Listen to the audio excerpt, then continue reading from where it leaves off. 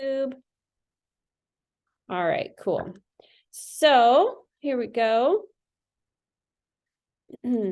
So we talked a little bit about this already, but when you are ready to make an offer, you just find out what will make the offer strong in the seller's eyes.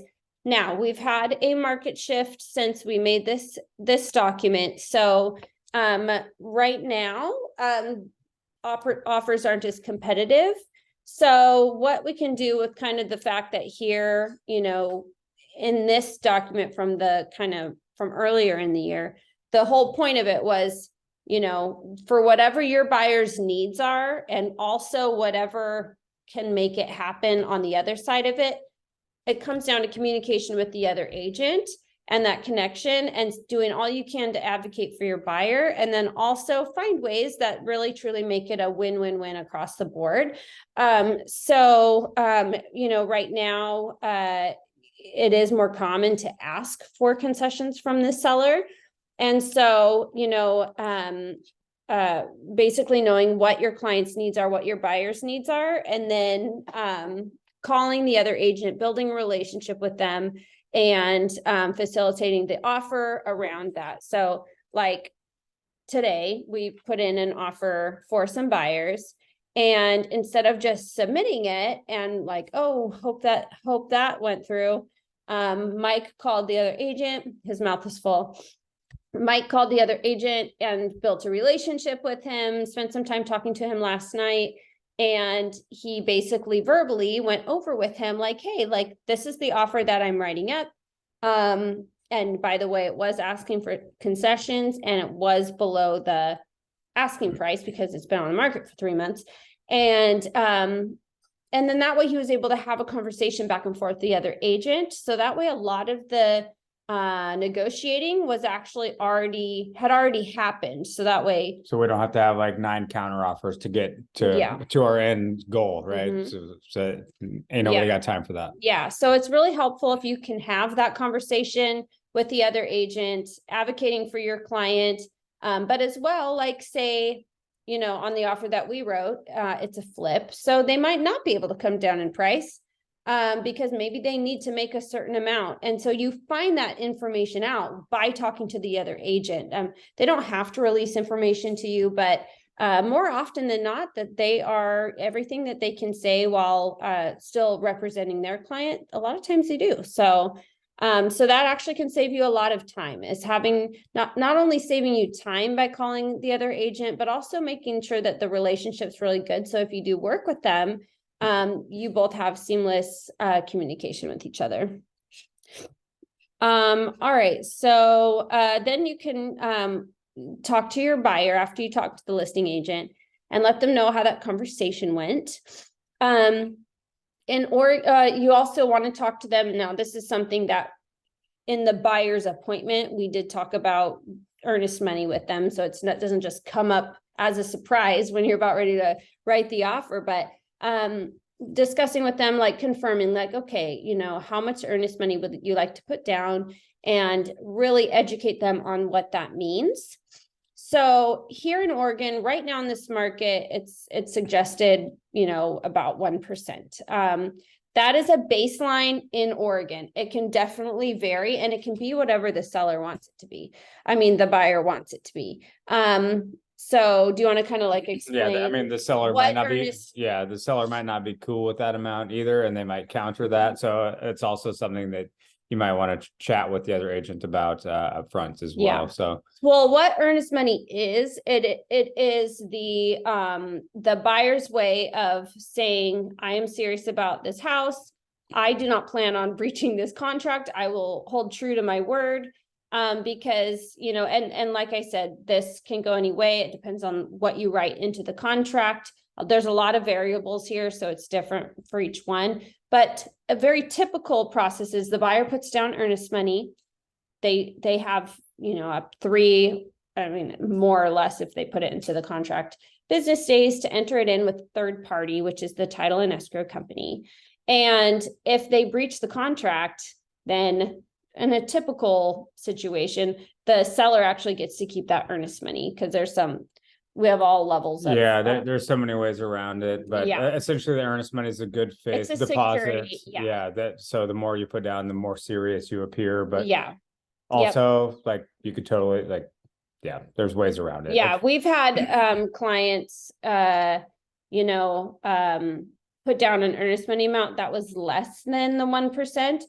A few things could happen there. The seller could accept it, and sometimes they do.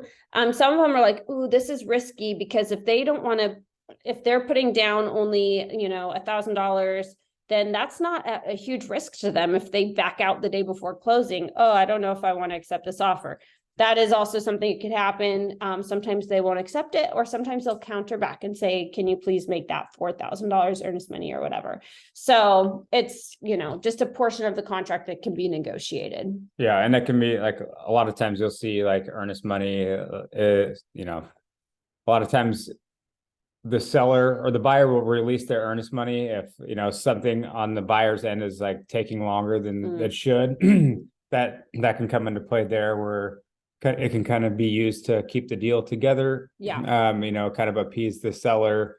You know, maybe the seller has a mortgage payment due and the seller's been out for a while, right? And they already have another mortgage payment. So it kind of softens the blow for the seller. Yeah. So like from the listing side, we had to do this in August.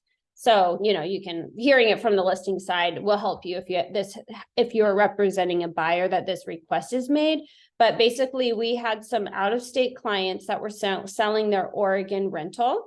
And so because of a issue on the buyer's side, something that happened with the lender, it was closing date was postponed right before, like only, you know, like a week before closing. The buyers actually bought a new car, and it totally changed their financing type. It was oh, that's right. That's it was a poop show. Yeah, they had to like switch their loan type and stuff. Then and so the lender did a great job. Like he kept it together. But anyway, so what happened is it was delayed now, and our sellers had to make another mortgage payment that when they accepted the offer, they were supposed to close by a certain date before that extra mortgage payment was due. And that was just like put them out a little bit. And so what we did on behalf of our seller, we asked the buyers to please release $2,000 of earnest money, which means the buyers give that to the sellers permanently. And then the sellers just use that to pay their mortgage. And we continued on until the closing day, and everybody was happy. So anyway, so that's kind of an example from the listing side. So you can use that as a listing agent, by the way, just put that in your back pocket.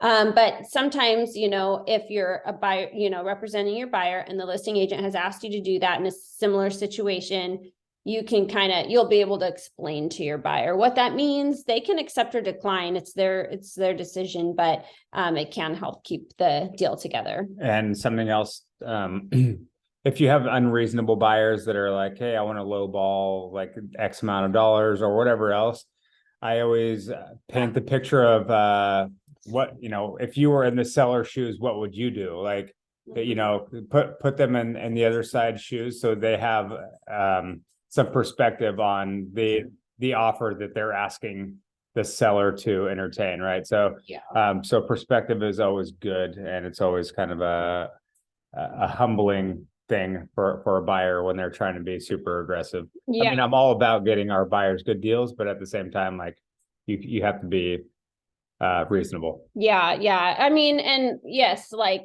we always advocate as much as possible for our buyers to keep as much money in their pocket, of course. Sometimes, you know, when you do have that initial conversation though with the other agent, they might give you some insight that will allow you to bring back to maybe a stubborn buyer to really let them have empathy for the other person, such as if there's a death going on, a divorce going on, they need to profit, you know, so much. You know, so when you're delivering news to them, if you can also allow them to see from the other point of view, and if the other agent is doing a great job, they're doing the exact same thing. And so that really creates like a really great negotiation if you have that foundation. So, and yes, reality check sometimes for people. All right. So they do need to discuss with their lender where they want their earnest money to go at closing. So in different situations, it would maybe be handled a little differently. Ryan, any insight on that since you're the lender on the call? Yeah, it depends on like VA and FHA and down payments and things like that.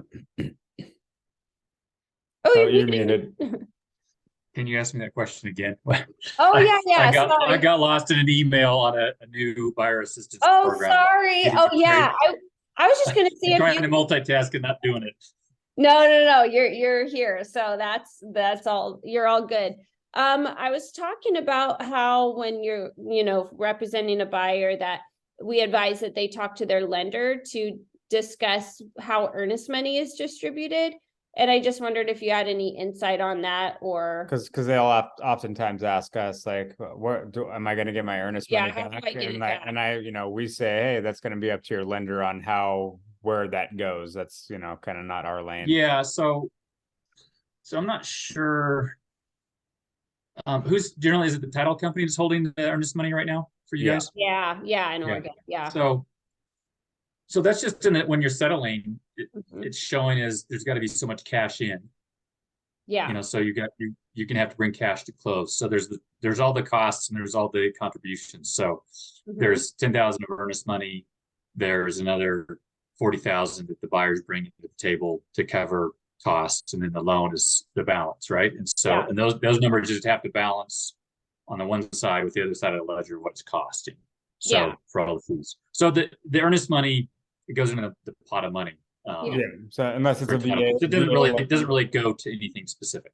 Yeah. So like, say they were getting their 10,000 in closing costs paid for by the seller on a VA loan, then they would then Mhm. get the earnest money back in their pocket. But if they, needed to bring the closing costs to the Yeah. table, then Yeah, their if they money did applied. not have to bring that money to the table, they could request Yeah. that it was given back to them. Yes. Cool. So, yeah, especially in There like was some sort of zero down VA situation. down with. Yeah. Mhm. Go ahead, Mike. Yeah, sorry, same thing. Yeah, if it's zero down, such as a VA or something like that, then typically they would, unless they're using that for some sort of rate buy down. But yeah. Yeah. Yep. And then do you want They to? don't buy down rates right now. Yeah, they're buying themselves down. Yeah. You're gonna refinance in a year anyway. So Yeah, it's true. Do you want to talk about what we learned as far as concessions? And do you remember you can't with the one with James that we were talking you just can't receive more money back. Yeah, you can't receive more money back than you put into the deal, right? You can't make money on a purchase. So like when you're negotiating like credits and things like that, they can't exceed the amount of money that you put in as far as earnest money, because you can't make money on a deal. So so when you're negotiating when you're negotiating repairs, make sure that those repairs are paid out of escrow. So can you give like a clear breakdown for like a new like a roof? Okay, so say I don't really know how I'm a visual person. I need to write it down. Okay. But anyway, so say the roof's bad, right? And so you've negotiated a $10,000 credit for the roof. So the sellers will be giving the buyers at closing $10,000. So make sure that is actually just paid directly to the roofer or whoever, because you can't receive money at closing for that item. So if it's more than the earnest money deposit. Right. Yeah. All right, cool.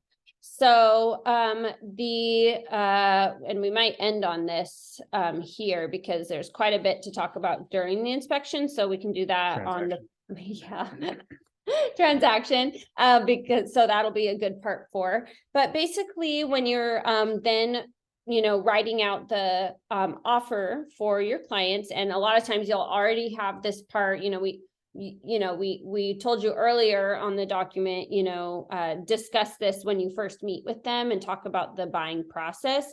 but now it's time for them to actually decide what types of inspections that they want done on the home. And so, you know, we always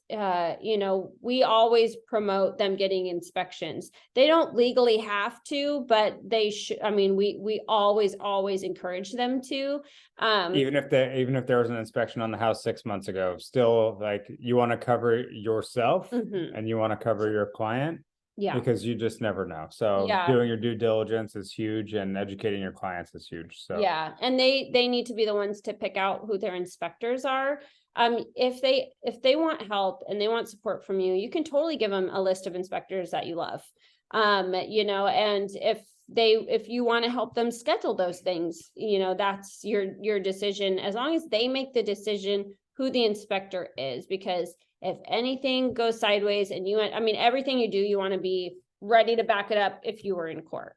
So, I mean, thankfully, you know, we haven't landed there. no. But we make sure if we did, it's not our fault, and we have everything to back it up. So, so anyway, so like if something went sideways and an inspector did a poor job or missed something and it was a whole thing, it's, if you were the one to pick that inspector and that was, you know, then you would be potentially liable for that. So, you know, so make sure it is in, preferably as much as you can, in an email, in a text, like in writing, that they are selecting their own inspector. And so we typically, whatever inspections, like, so we'll say a general inspection, they should get a general inspection, that goes over the house from, you know, roof to crawl space. And sometimes that inspector will see something that they're like, oh, I recommend an actual roofing expert comes in and looks.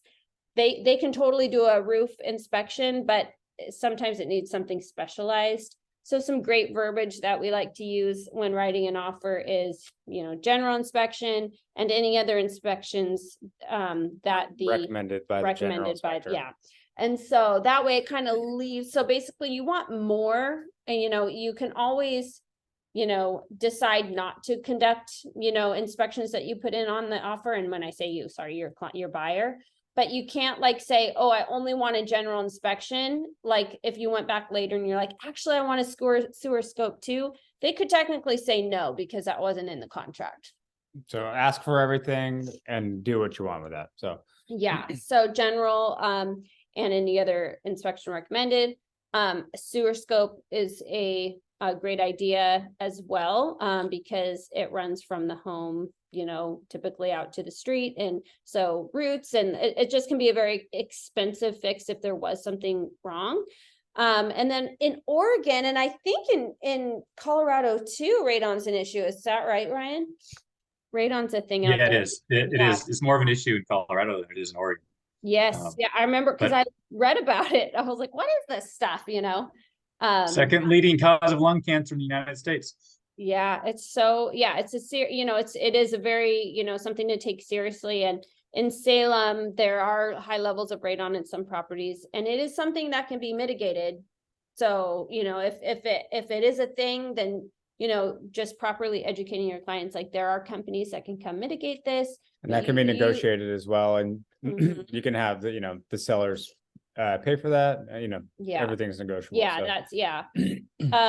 So, but yeah, it's a poisonous gas. It exists everywhere, but if there are toxic levels rising up from the ground into your home, then yeah, cancer. So, and then another thing I wanted to touch on is, when educating your clients, like, don't ever tell them to do one thing or another. Kind of our big job as agents is to manage expectations and kind of set best and worst case scenarios. So what we do with pretty much everything and every part of the transaction, we say, hey, this is the best case scenario. This is the worst case scenario. This is probably the most likely scenario. Yeah. But so make your decision based upon what you know, with, you know, kind of what we've given you. Yeah. So that way they're making the most well-informed decision they can make. Yeah. I'm gonna go choke out my dog. Anyway, so yeah, exactly. All right. So then another thing too is to identify, you know, what appliances and personal property that your buyer would like to ask for. So typically on the MLS listing where they, sometimes where everyone can view, but also sometimes in the private remarks that just you can view, the agent will have listed what the negotiable inclusions are. And so that's typically things like the fridge, the washer and dryer. Sometimes it's really weird things like garden beds or, you know, things like that, like, you know, and so there's typically things listed as a negotiable inclusion, and I'll kind of end on this, but it's, you know, good to know. Sometimes the sellers want, you know, say that asking price was $400,000. Sometimes when you're having that conversation with the other agent, so it's good to discuss it in that initial conversation, that sometimes the sellers will want like 400 and, you know, 5,000 above what normally would have been the offer price to cover kind of the cost of those inclusions. Sometimes not. Sometimes they're like, it would be inconvenient for me to take these. Like, I don't care who buys the house, they can just have them. I want to leave them. So it really can range on, you know, what the seller's looking for, but it basically means those are items that they would be okay leaving. Sometimes they want to leave them. Sometimes they want to just get paid a little bit extra for them. And it's just all over the board. So just discussing that with the agent. So, and like So if there, go ahead. so if there's appliances and everything, totally okay to include window coverings, all that stuff included in your offer. Yep. If there's some beautiful coffee table that you're going to include in the house, put it in an addendum and have a separate price. It can be $1, it can be no dollars. Yeah. That's a But very don't include it as part of the something they're going to be borrowing money against, because lenders do not want to have the loan secured by a table that can walk off at any time. They want, thank you. Yes. they want that stuff separate. So that won't kill your deal. It'll just mean you cause yourself a lot more paperwork and headache than if you just put it in an addendum to start off with. Do you have a specific personal property addendum in Oregon? No, I think it's just a regular addendum, right? Yeah. Yeah, I think so. Colorado has created a specific one just for personal property. Yeah, okay. Yeah, Okay. anyone here on this call in Oregon State Workplace page will have it. We can just search it up. I have not filled out a bill of sale in 2022. So last year it was just a regular addendum. So, but they did make a lot of changes. So, but yeah, such a good point. Yeah, so if there was, a table, a couch, you know, because sometimes you will have a buyer that's like, I really like this couch. It's way better than my couch. I know that you told me the sellers are moving out of state. Can I get this couch? Can I buy it? You know, and so you negotiate with the sellers, the listing agent. And then, like Ryan said, you would want that in a separate addendum, like a bill of sale. And so, the method of payment is typically they'll just bring that much extra to closing. But what is it? They would do a separate check. Yeah. So, yeah. So thank you, Ryan. That's a very good point, and I totally forgot about that. Yeah, we did a hot tub last year. So yeah. Just a bill of sale after the fact or whatever. Yes. Yeah. So it's 2:30. We'll go over during the transaction stuff next week, and I'll upload this one to YouTube. But hopefully that was just some practical stuff that we were able to share a little bit about, and that Ryan could too. So yeah, thank you, everybody. Any questions or comments? It was great information. Thank you. Good. You're welcome. All right. Well, I'll see you all next week. Nice to see you. Bye. Okay.